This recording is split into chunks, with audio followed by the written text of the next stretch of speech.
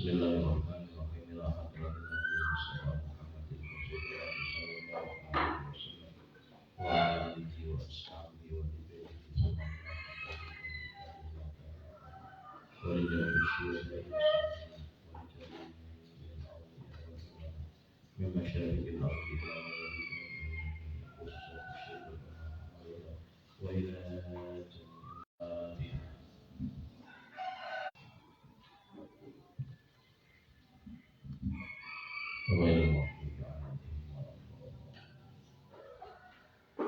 Qala ta'ala fi kitabihil karim a'udzu billahi minasyaitonir rajim faqulna ya adamu inna hadha 'aduwwun laka wa li zawjika fala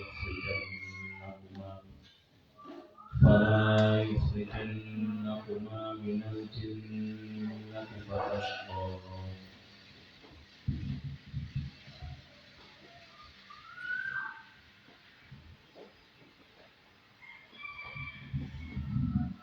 Surat Toha 117 Tafsir Ibnu Katsir.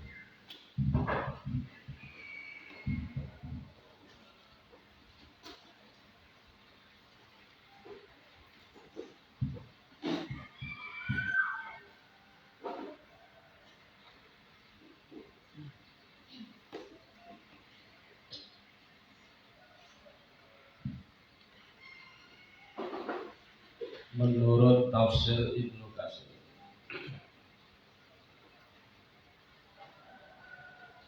ya, melalui ayat ini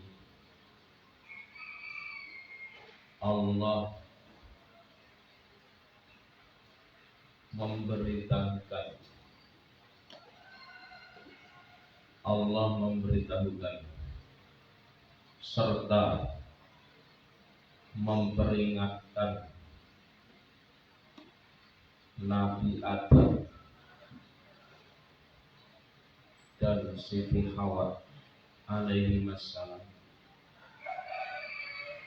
Nabi Adam dan Siti Hawa alaihi wassalam untuk mewaspadai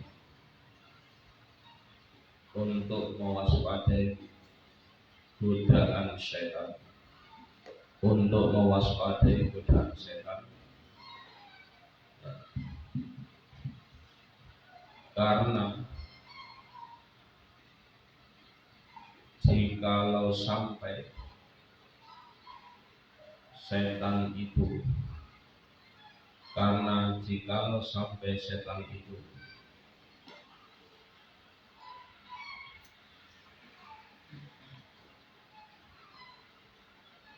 menggoda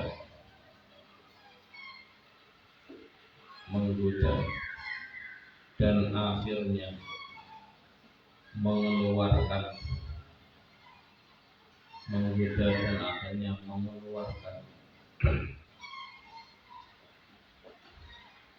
beliau berdua,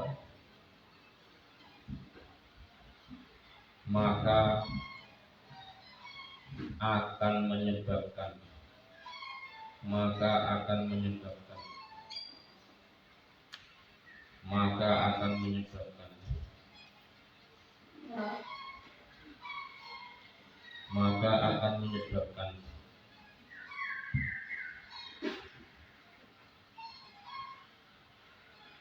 kepayahan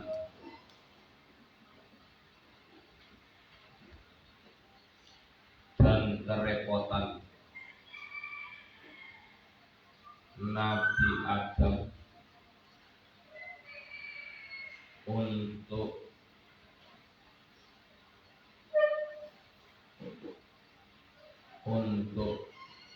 mencari rezeki, untuk mencari rezeki.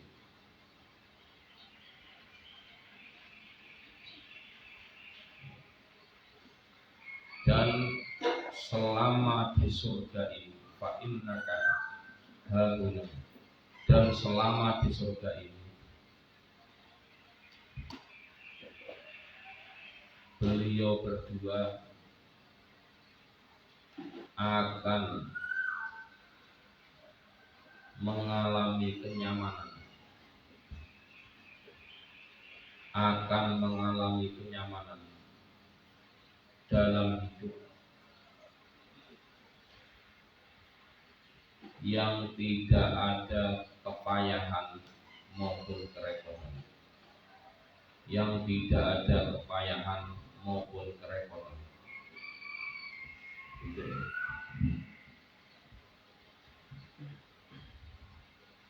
Jadi kalau kita amati dalam tafsir, minimal 2 tafsir dulu, kita bisa melihat kalaupun sampai Nabi Adam akhirnya memakan pohon, ya ingat ya,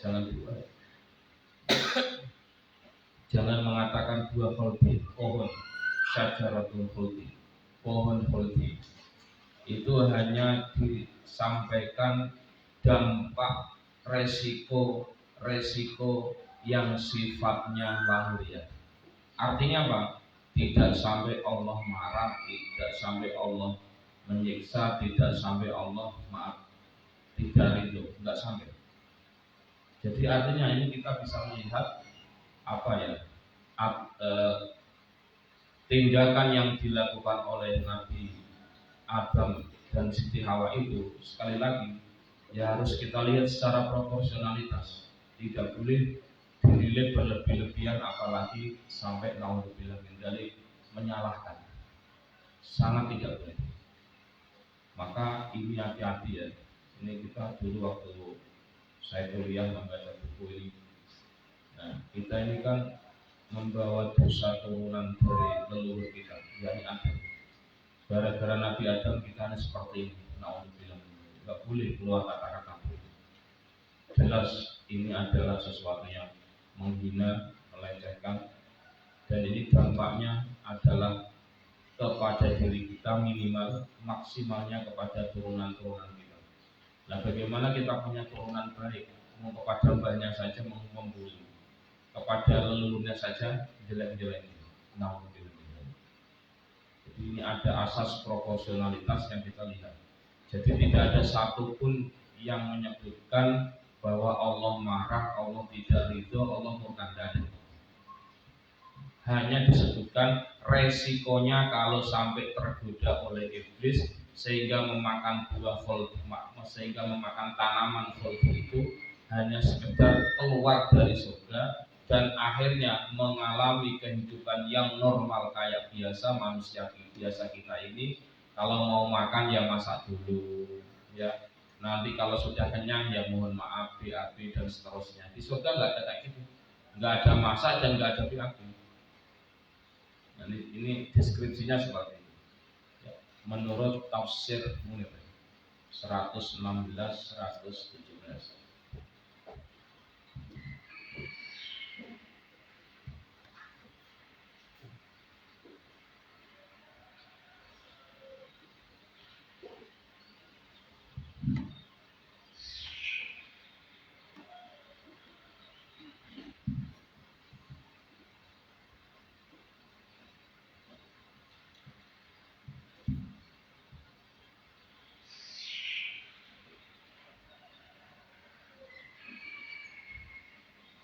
Allah Subhanahu wa ta'ala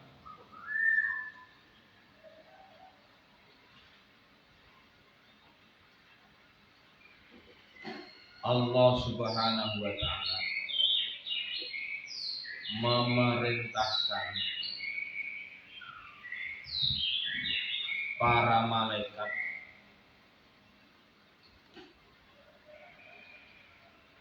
ya, untuk bersujud kepada Nabi Adam, untuk bersujud kepada Nabi Adam, untuk bersujud kepada Nabi Adam.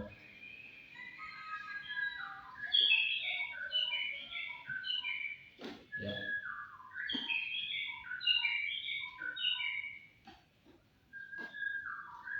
Dan semuanya bersujud kecuali iblis.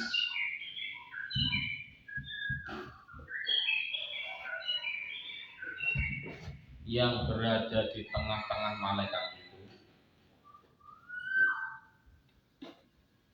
serta iblis ini menampakkan pembangkangannya, serta iblis ini menampakkan pembangkangannya, adharul al-abad, ya, menampakkan pembangkangan. Jadi di samping satu sisi indisipliner, yang kedua adalah pembangkangan. Jadi dua kesalahan. Jadi tidak satu kesalahannya iblis ketika diperintahkan oleh Allah yang berada di tengah-tengah malaikat waktu dulu itu ada dua. Perintah indisipliner, tidak melaksanakan perintah. Yang kedua adalah perintah pelanggaran yang menunjukkan kesombongan atau menunjukkan pembangkangan yang disertai rasa menyombongkan diri. Dua kesalahannya. Terus 117 ya, setelah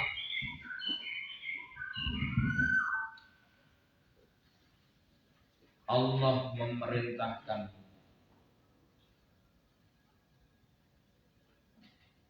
para malaikat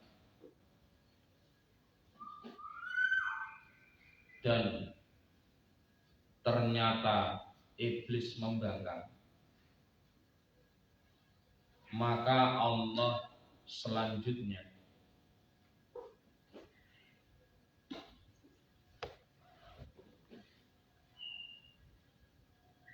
memberikan peringatan kepada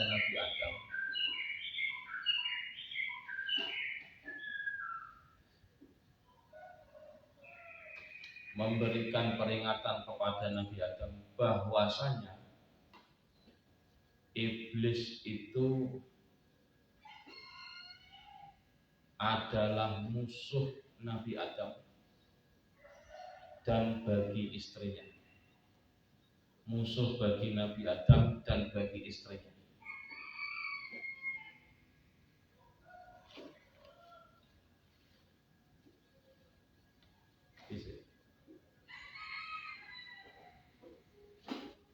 Letak permusuhan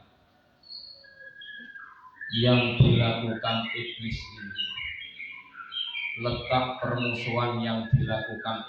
ini, ya, di samping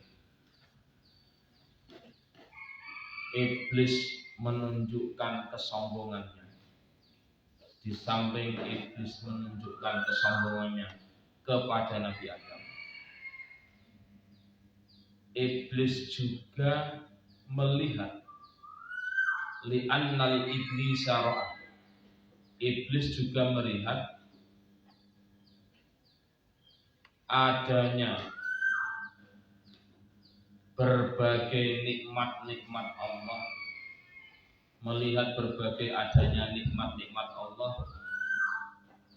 yang ada pada diri Nabi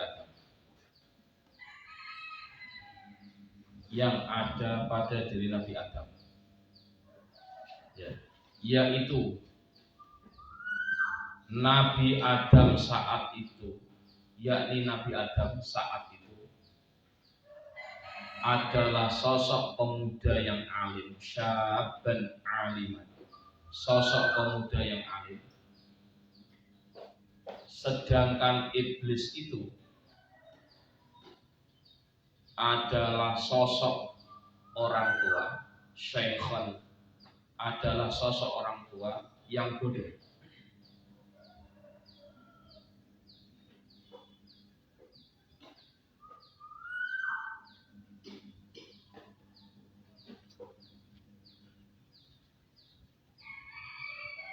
Ya. Satu ya, tadi apa? Nabi Adam sosok pemuda yang alim, iblis sosok orang tua yang bodoh, jahil. Nah, dan juga sekaligus Allah menetapkan keutamaan Nabi Adam di atas keutamaan iblis. Di atas keutamaan iblis. Allah menetapkan keutamaan Nabi Adam. Allah menetapkan keutamaan Nabi Adam di atas iblis. Yaitu iblis diciptakan dari api. Sedangkan Nabi Adam diciptakan dari air dan tanah. Di sini dua ya, bukan dari tanah tok ya, tapi apa? Dari air dan tanah. Wahwa al-ma'u wa turab. Wa bayyana aslu Adam, wa bayyana asla Adam, wa huwa utai aslu Adam al-ma'u wa turab. Nah, dan kita tahu ya, air dan tanah itu adalah lawannya api. Ya, air dan tanah itu adalah lawannya api. Ini filosofi. Jadi kita menjadi apa ya? Menjadi teringat ya tentang apa yang disampaikan oleh Rasulullah Muhammad SAW ketika orang sedang marah, orang sedang sewot, orang sedang murka, atau yang kemarin kita bahas dalam beberapa kitab, misalkan dalam Irsyadul Ibad, kalau orang marah, ya tentu marah yang tidak proporsional, itu adalah marah yang tidak tempatnya, marah yang tidak proporsional, itu adalah marah yang dikuasai oleh setan. Setan itu dari api. Maka Nabi menyarankan kalau kita sedang marah tidak proporsional, marah tidak pada tempatnya, maka Nabi menyuruh kita untuk wudhu. Ya, berarti apa? Jiwa kesetanan atau unsur kesyaitan yang berasal dari api yang punya karakter panas, maka untuk mendinginkannya adalah dengan asal muasal kita manusia yang berasal dari air dan tanah. Nah, maka di sini saya mengatakan antara api tanah plus jadi satu itu adalah musuh dari api. Berarti apa? Kalau menyelesaikan amarah, kalau menyelesaikan orang amarah, jangan dilawan amarah. Enggak selesai, enggak barbar, enggak rampok-rampok. Ya, enggak solutif lah, kira-kira begitu. Itu satu ya. Yang kedua kalinya tentu ini maknanya adalah bagaimana ya sejarah ya manusia itu ya awal mulanya ini yang harus diingetin. Saya sering menyampaikan ya. Mohon maaf Pak, saya besok mengingatkan insya Allah. Apa itu? Nabi pernah mengingatkan wa qala Rasulullah sallallahu alaihi wasallam kullu nikmatin mahsud. Setiap kenikmatan itu mengandung sesuatu yang dihasuti atau menjadi penyebab orang didengki. Tadi di awal ya, Nabi Adam diberi apa? Kenikmatan. Tadi kan iblis melihat berbagai kenikmatan-kenikmatan yang ada pada diri Nabi Adam. Yaitu apa? Dia sudah muda, pintar. Nah, sedangkan iblis jadul, mohon maaf jahil, atau diterangkan dari tanah, ya kan? Sedangkan Nabi Adam di samping tadi pemuda yang alim, terbuat dari api, terbuat dari air dan tanah yang mulia tentu dan seterusnya. Ini menyebabkan hasad. Maka hati-hati ya. Ya, kalau dulu kita kalau mondok diingetin sama Pak Kiai guru kita, ya kamu kalau menikmati itu meskipun harta kamu ya tetap hati-hati. Karena kanan kiri kamu belum tentu senang. Atau misalkan misalkan kamu beli apa begitu ya, entah beli TV, beli kulkas atau apapun. Kalau bisa datangnya jangan pas orang pada datang atau orang nongkrong di depan rumahnya, pas sore-sore atau malam sehingga orang nggak melihat. Menjaga perasaan. Ya, dalam dunia modern seperti ini kan hak kita, untuk kita cari benar. Itu hak kita, itu milik kita, dan itu adalah sesuatu yang bebas untuk kita lakukan, untuk milik kita sendiri. Enggak kayak gitu. Kenapa? Setiap kenikmatan itu punya potensi dihasuti, didengki, ngerti? Gitu. Maka kita dalam menikmati apapun dari harta yang kita miliki, kudu ndelok kiwa tengen, lihat kanan kiri. Gitu. Hati-hati maksudnya. Ya, secara hukum nggak salah, secara hukum bebas kita melakukan apapun dengan apa yang kita miliki. Tapi mempertimbangkan kanan kiri itu adalah unsur etika, unsur adab agar kita bisa meminimalisir ketersinggungan orang, meminimalisir ya kehasutan orang pada diri kita sampai segitu-gitunya. Ya. Nabi Adam ini kan sama sekali tidak menampakkan kepintarannya, sama sekali tidak menampakkan saya adalah dibuat, enggak sama sekali. Tapi iblis yang tahu. Ingat, yang aktif itu bukan Nabi Adam, tapi yang aktif itu adalah iblis. Nabi Adam itu kan nggak punya pilihan untuk diciptakan oleh Allah menjadi pemuda yang alim. Nabi Adam juga tidak punya pilihan diciptakan dari tanah maupun api tadi, diciptakan dari air dan tanah. Itu pilihan Nabi Adam kan? Enggak kan? Sudah jadi kan? Karena itu mutlak kehendak. Lah iblis menjadi sosok yang tua, mohon maaf jahil, stupid, dan kemudian diterangkan akan dari tanah. Itu pilihan iblis kan? Tapi ketika sudah menjadi makhluk, ingat, ini menjadi pemicu konflik, ini menjadi problem. Maka kita harus paham, padahal kita nggak ngapa-ngapain sih Pak. Saya kan nggak pernah ganggu dia, saya kan nggak pernah jelek-jelekin dia. Dari omongan yes, saya kan nggak pernah dalam tanda kutip mengganggu kerjaan yes dari segi mengganggu, tapi dari segi memanfaatkan apa yang kita miliki, yang kita anggap biasa, tapi menurut orang lain nggak biasa, itu bisa menjadi sesuatu yang kita bagi. Untung-untung ya. Sampai ini salah satu guru saya ya kakak ipar saya sendiri, ya sampai beliau itu ya mohon maaf ya secara ekonomi mungkin boleh dikatakan di atas rata-rata kakak ipar saya yang lain.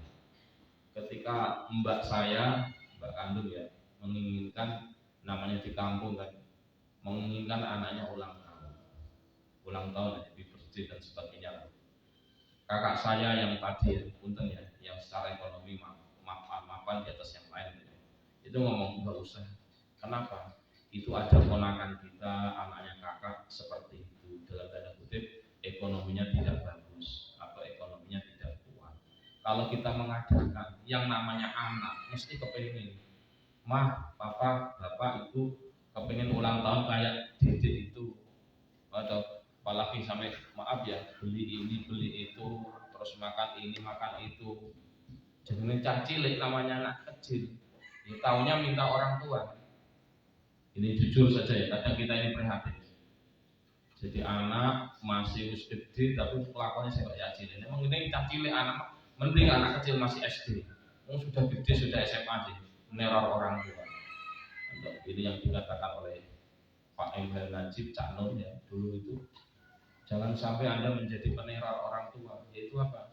Setiap nelpon orang tua, mah minta uang, awas nih kalau nggak dikasih uang, didik mau keluar, nggak mau kuliah, nggak mau masuk. Itu teroris baru.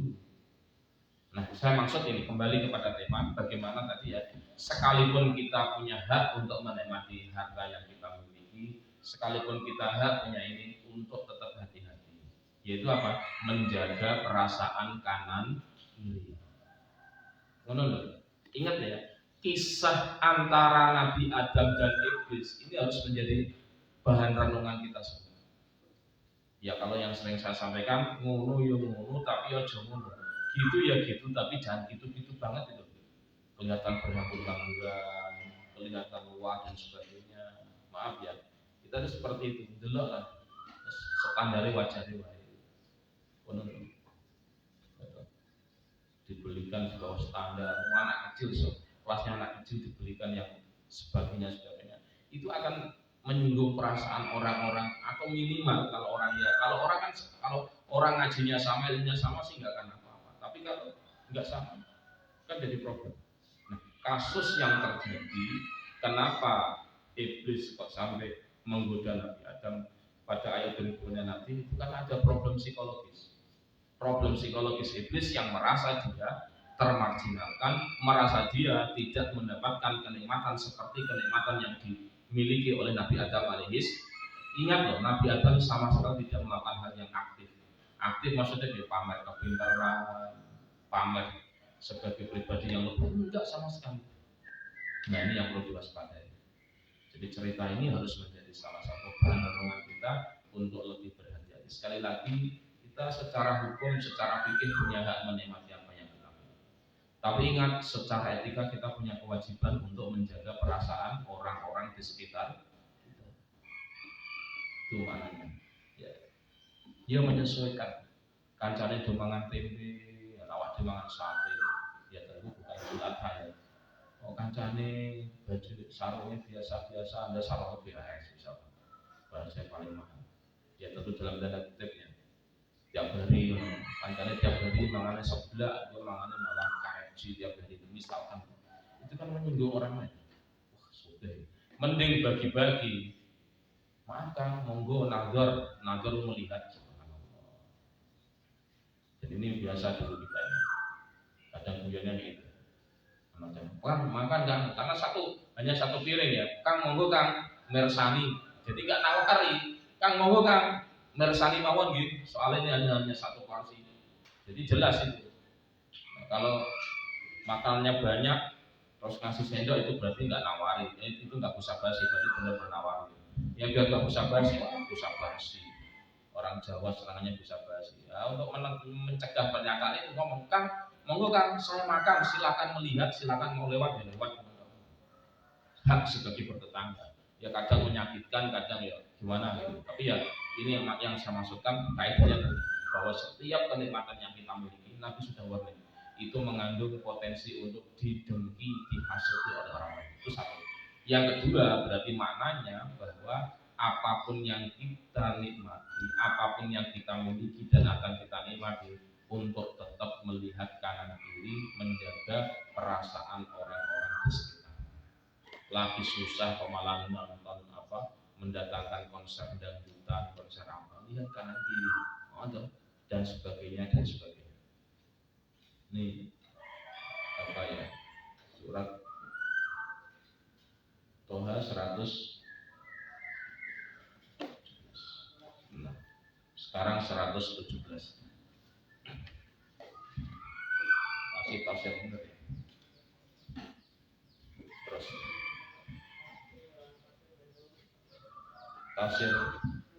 tafsir mulanya belum selesai. 117. Ya. Tadi ya. Fala yukhrijannakuma minal jannati fatashqa. Ya.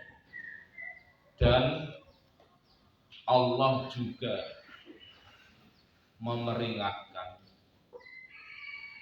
untuk tidak memperhatikan was-was dalam kurung rayuan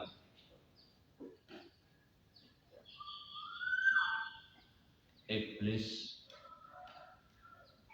yang bisa menyebabkan keluar dari surga. Nah ini nanti kan kembali ke hukum keluarga lagi.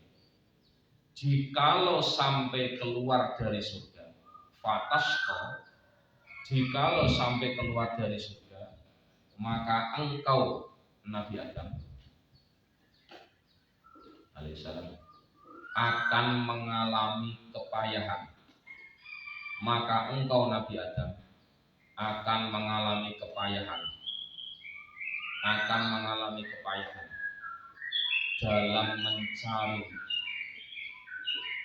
dalam mencari kekuatan untuk hidup. Gitu. Melalui ayat ini ditegaskan pula, yang kayak kemarin ulasannya. Melalui ayat ini pula ditegaskan bahwa beban untuk mempertahankan hidup,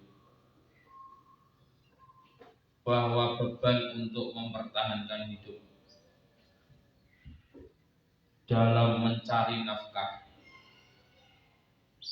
dibebankan kepada suami. Ingat-ingat ini, dibebankan kepada suami, bukan kepada istri.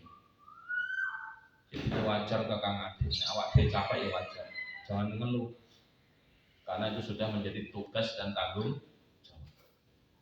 Jadi ayat ini secara tidak langsung mengingatkan betapa kita sebagai kaum laki-laki yang nantinya Mbak Kang ini akan menjadi suami, Anda punya tugas dan tanggung jawab yang berat. Karena tugas dan tanggung jawab Anda yang berat itulah Allah ya memberikan apresiasi ya bahwa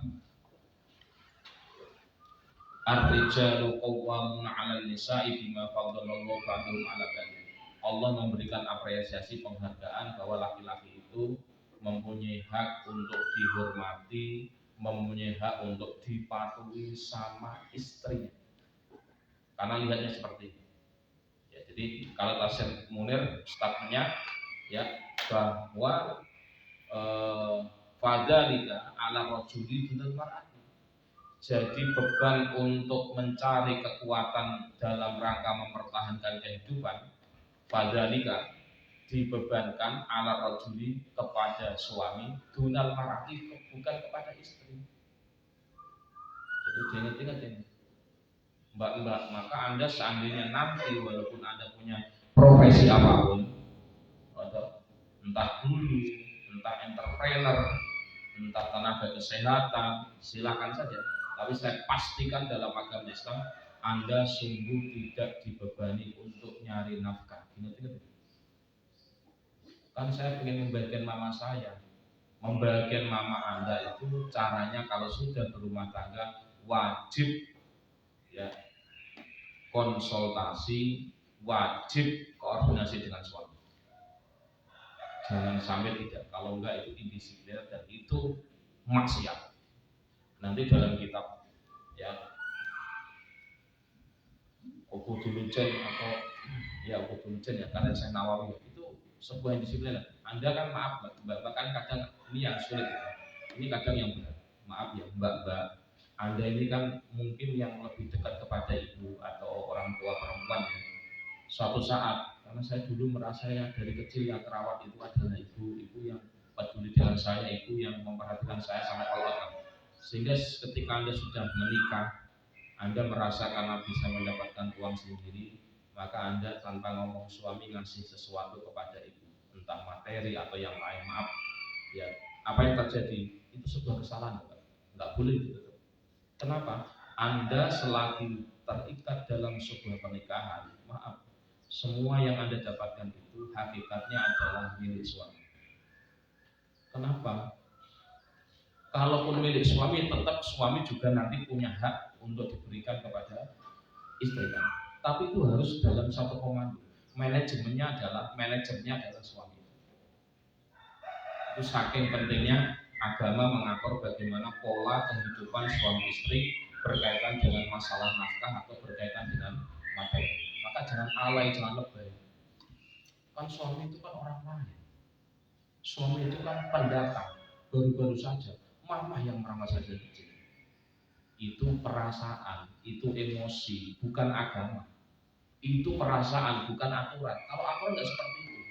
Pati-pati agama sampai memberikan label bahwa pemimpin Anda yang bertanggung jawab Anda dunia akhirat itu suami. Itu karena apa? Ya saking beratnya tanggung jawab itu. Ya tentu yang saya maksud adalah suami ketika tanggung jawab ya melaksanakan kewajiban-kewajibannya. Kalau nggak melaksanakan kewajiban ya tentu urusannya beda lagi. Itu yang saya maksud. Jadi tolong Anda nanti kalau sudah menikah proporsionalitaslah dalam melakukan kebijakan-kebijakan materi yang Anda miliki. Sebab tadi merasa Anda dulu sekolah yang membiayai mama, membiayai ibu dan sebagainya, atau suami Anda mungkin merasa uangnya nggak begitu banyak sehingga Anda ya ini kan hak saya sendiri, mau ATM-nya juga saya yang masuknya kok, gaji saya sendiri kok, nggak ada kaitannya suami. Itu namanya menggunakan perasaan dalam memutuskan, bukan menggunakan aturan dalam menyelesaikan persoalan. Itu diingat.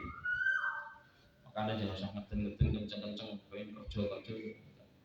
Kalau mau kerja silahkan, syaratnya yang utama adalah ada izin suami dan juga ada iffah, bisa menjaga harga diri. Terus menurut tafsir Baidawi surat Toha 116 117.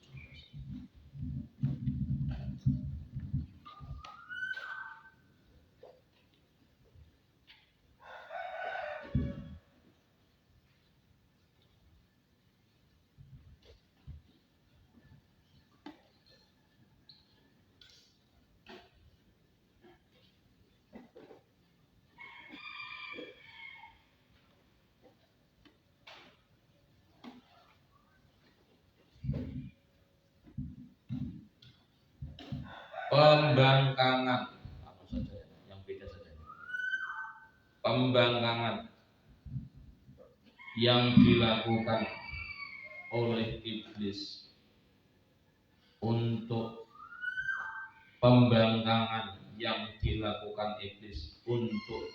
tidak mau bersujud kepada Nabi Adam.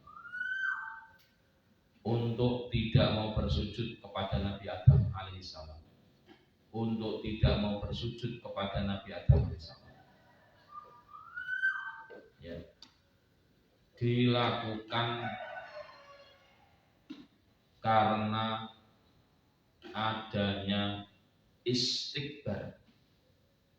Dilakukan karena adanya istikbar, kesombongan. Ingat ya? Maka di titik ini, ya saya sebagai orang yang terus belajar hukum sampai detik ini, saya setuju dengan pendapatnya Prof. Ray Saitapi bahwa kesombongan itu adalah awal dari kehancuran. Ya waktu dulu iblis itu di surga. Waktu dulu iblis itu juga kemarin sama ya, bersama malaikat menyembah kepada Allah. Sebab iblis iri, dengki, sirik, hasud sama Nabi Adam, sehingga iblis akhirnya terjungkal juga dari surga. Dan itu awalnya adalah dari kesombongan. Jadi kesombongan itu adalah awal dari kehancuran. Itu secara keilmuan bisa dibenarkan. Ya, saya tidak melihat pribadinya. Itu yang saya maksud adalah statement bahwa kesombongan itu awal dari kehancuran. Maka nggak usah sombong-sombong banget, tentang sombong dengan ilmu kita, sombong dengan harta kita, sombong dengan jabatan kita. Iblis menjadi pelajaran penting untuk orang-orang yang sombong. Ingat ya, sebelum Nabi Adam diciptakan, iblis bagaimana? Aktivitas sehari-harinya bersama malaikat menyembah. Sebab iblis kesirian melihat Nabi Adam yang tadi ya, ditampilkan sosok pemuda yang alim, dijelaskan terbuat dari tanah, semacam-macam tadi. Kemudian dia iri, dengki, akhirnya apa? Hasud, sehingga menggoda Nabi Adam untuk makan tanaman khuldi. Ingat ya, bukan buah, tapi syajarah, tanaman khuldi. Dan itu bermula dari kedeng. Terus perspektifnya ini 166 116 9117.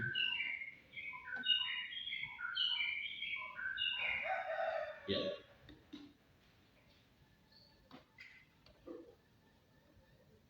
Yang dimaksud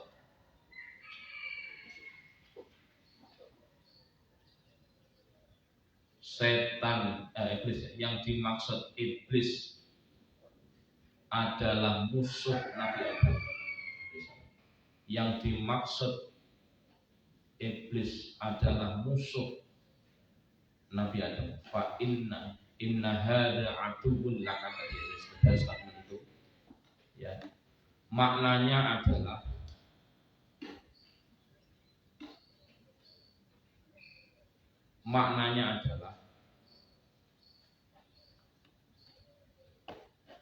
Nabi Adam dan Siti Hawa itu dilarang oleh Allah untuk mengikuti sebab-sebab yang dibuat oleh setan, untuk mengikuti sebab-sebab yang dibuat oleh setan. Di sini tasabbuqus syaitan, sebab-sebab yang dibuat oleh setan, iblis, yang bisa menyebabkan, yang bisa mengeluarkan, yang bisa mengeluarkan keduanya, Nabi Adam dan Siti Hawa, dari neraka.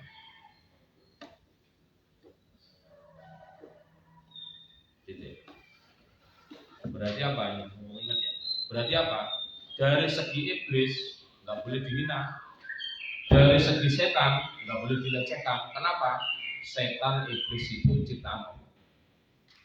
Maka nanti usul fikih yang akan berbicara.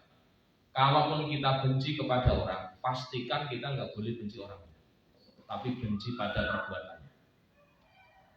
Yang dikatakan oleh Imam Baidawi, kita tidak disuruh benci kepada setan atau iblis, tepatnya iblis. Tetapi kalau begini, beliau mengatakannya setan sama iblis itu waduh, iblis senior.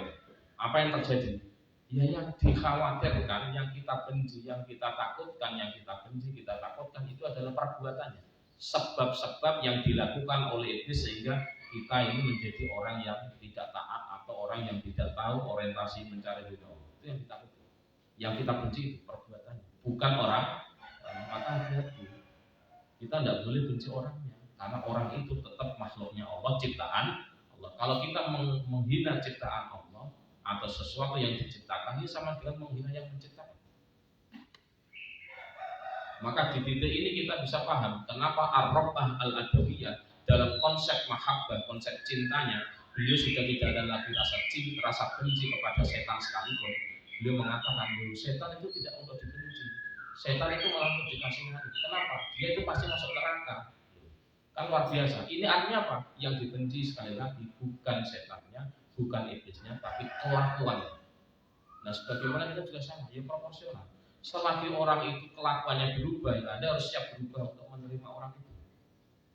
Maaf saja, kadang kan orang enggak benar salah, selama benci, ya wis dadi elek kabeh. Nauzubillah min. Jadi semoga kita dijauhkan. Jadi kesimpulannya piye? Ya kalau benar ya harus objektif dong, tidak benar. Jangan sampai ketika melihat nama dengan simbol X atau Y misalkan, ya punten ya. Pokoknya kalau yang ngomong dia ya salah, yang ngomong dia ya benci, enggak bisa kayak gitu. Dalam agama Islam itu sesuatu yang salah. Ya, tepatnya kalau kita menggunakan ilmu filsafat hukumnya atau usul fikihnya, itu sesuatu yang salah. Maka ingatnya, bencilah perbuatannya, jangan benci orang. Ini mohon maaf ya, kalau kita pernah dengar rekamannya Kang Aibmu seperti itu. Saya hanya ingin nambahin saja. Dalam ilmu usul fikih, ingat, yang dihukumi itu bukan orangnya, tapi fi'lul mukallaf. Gitu ya. Mahkum bih sama mahkum alaih itu beda. Maka ini lagi-lagi, kalau dia manusia nggak boleh kita benci karena makhluknya Allah. Tapi perbuatannya boleh. Benar. Jadi saya tolong apa yang saya sampaikan ini Anda pahami dua aspeknya.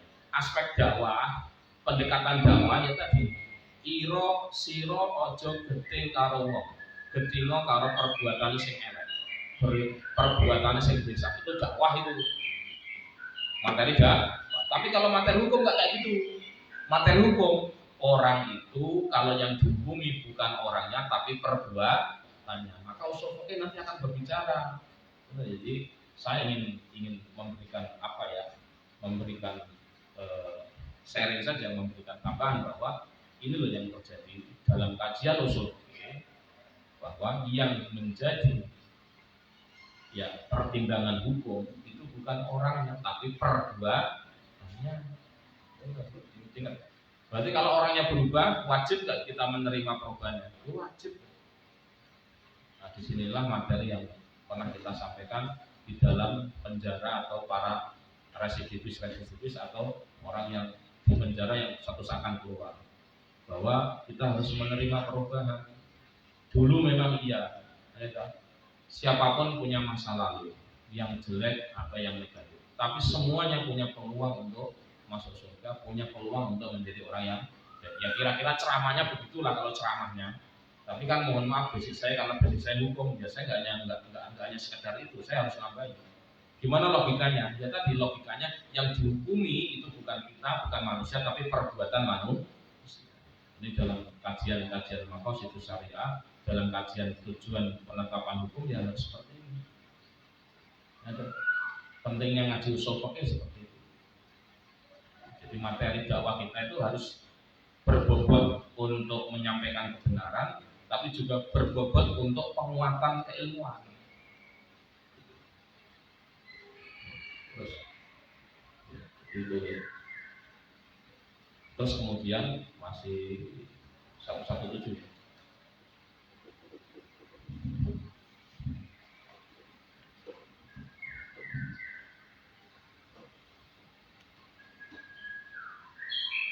yang dimaksud fatashko, yang dimaksud fatashko ya, mengalami kepayahan sebab keluar dari surga. Yang dimaksud fatashko ya, dalam kurung mengalami kepayahan dari surga ialah Nabi Adam diingatkan oleh Allah bahwasanya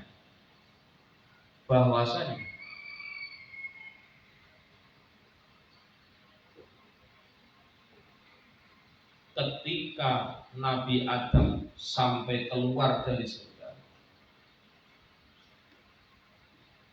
akan mengalami kepayahan dalam mencari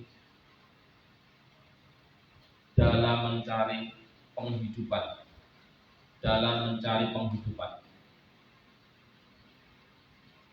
dan ini perbuatan yang malah ini, dan kepayahan mencari kehidupan ini pengumpul jiwa daripada jiwa, dan kepayahan mencari kehidupan ini adalah pekerjaan para suami, pekerjaan suami. Kalau beliau mengatakan wadhifatul rijal, pekerjaan para suami. Nah, jadi mohon maaf ya, ini kita sangat apresiatif ya, memberikan apresiasi kepada siapa? Kepada ibu-ibu, kepada ibu-ibu rumah tangga yang maaf saja. Mohon maaf ya, terus ngomong anak, maaf, menyusui, masak, nyuci, bersih-bersih, bos, pol-polan. Saya kira ini satu sisi budaya timur atau budaya kita orang Indonesia, tapi sisi yang lain ini suatu anugerah ya. Kalau kita yang berada di Indonesia itu, istri kita kok punya apa ya, punya kemauan, punya aktivitas untuk melakukan itu semua. Kenapa? Itu adalah sebuah upaya benar-benar bantu suami, dan itu sering saya katakan ya toh. Dan ini kemarin waktu di pengadilan juga berkali-kali saya ikut sidang di pengadilan, baik ketika praktek maupun nyata, itu sama, bahwa seorang istri, ingat-ingat ini Mbak, kan telinganya dibuka lebar, bahwa seorang istri yang kelihatannya di rumah saja, tidak kerja, tidak produktif menurut nalar kita, tidak menghasilkan materi misalkan, maaf saja, hanya di rumah menjadi ibu rumah tangga saja, itu hakikatnya bekerja. Kenapa? Anda sebagai suami ketika tidak mencukupi istri dalam memberikan layanan melalui pembantukan atau jasa apa saja yang mencukupkan pangan, papan, sandal, pastikan istri itu bekerja kepada suami, sehingga dia punya hak untuk mendapatkan penghargaan sebagai wanita yang bekerja. Kenapa? Pekerjaan suami dihandle oleh seorang istri. Itu harus dipahami.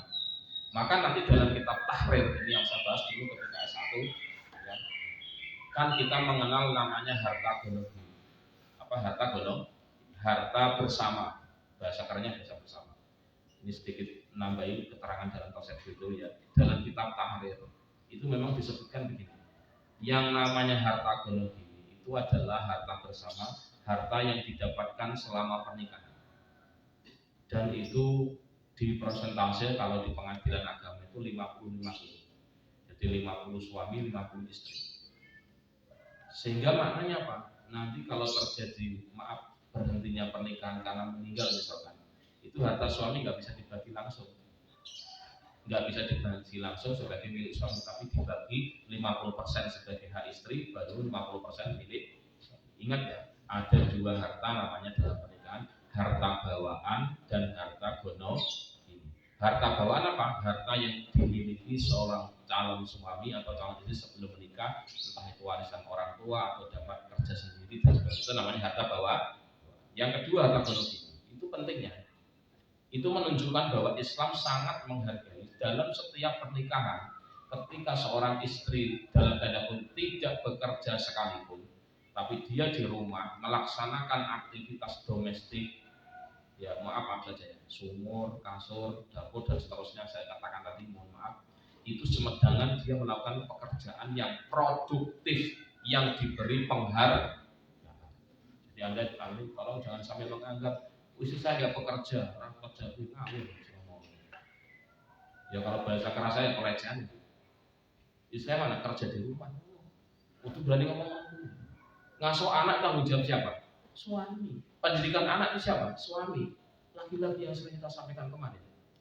Ya, dalam Irsyadul Ibad, dalam tafsir juga banyak sekali. Jadi mbak-mbak iso ngaji bukan tanggung jawab ibu, apalagi saya, bilas tanggung jawab bapak sampean. Oh no. Ingat-ingat ini. Nek sing paham itu menghargai betul.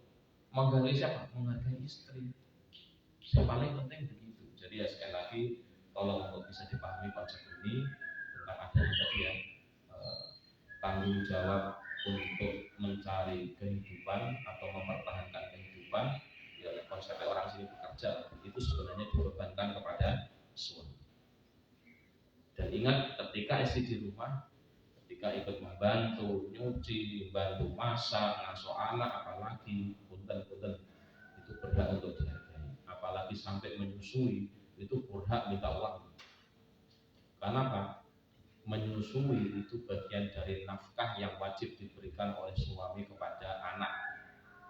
Maka kita paham ya, Rasulullah Muhammad SAW di dalam sejarahnya beliau kan disusui oleh Halimatus Sa'diyah. Itu memang budaya begitu. Jadi orang kalau sudah melahirkan anaknya itu jadi disusui oleh ibunya, disusui orang lain. Itu budaya ya. Sesuai dengan adat yang ada, kata Habib saya kan gitu. Kalau kita lihat budaya seperti budaya. Jadi kalau mau menyusui boleh, nggak menyusui juga boleh. Dalam agama loh. Soal istri mau menyusui dan itu ditekankan oleh suami, itu suami harus benar-benar menjaga kesehatan, nutrisi sang istri. Wajib itu. Tidak bisa ditawar-tawar. Kalau capek mas saya pak, mintanya apa?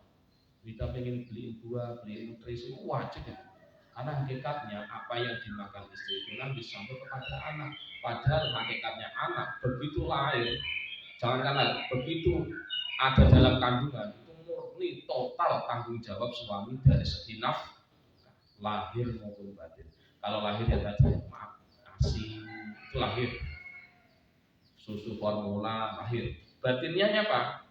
Diajari ngaji, diajari sholat, diajari ibadah, itu nafkah batin dan semuanya tanggung jawab suami.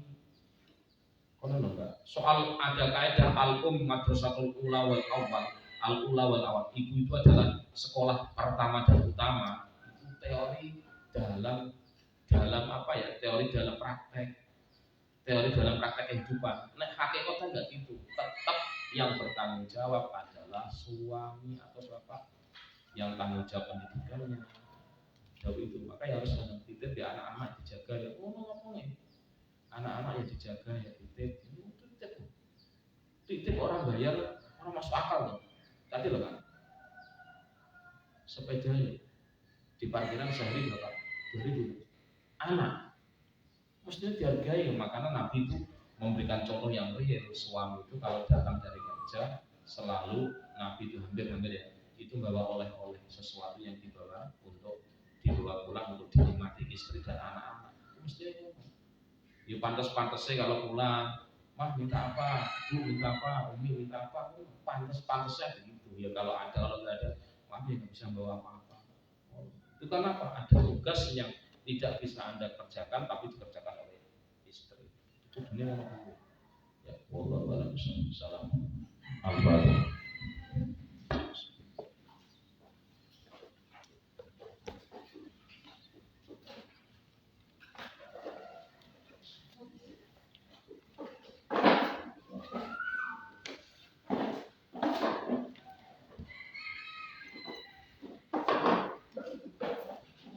Assalamualaikum.